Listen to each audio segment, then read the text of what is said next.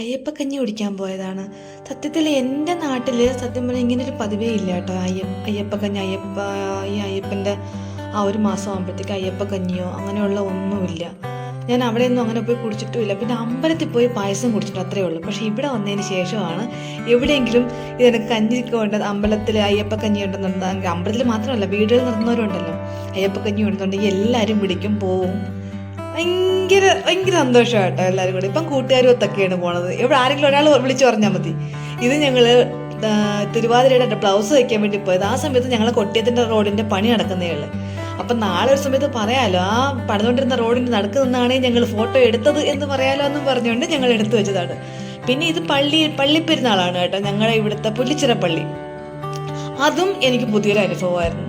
ഞങ്ങളുടെ നാട്ടിൽ എന്ന് വെച്ചാൽ അങ്ങനെ പള്ളിയോ കാര്യങ്ങളോ അങ്ങനെയൊന്നുമില്ല. ഒരുപാട് ഹിന്ദുക്കൾ തന്നെയാണ്. പക്ഷേ അവിടെ ഉള്ളവർക്ക് ഇപ്പം ഈ പള്ളിയെപ്പറ്റി അറിയാം. പക്ഷേ ഞങ്ങൾക്കൊന്നും പണ്ടൊന്നും അറിയത്തില്ലായിരുന്നു.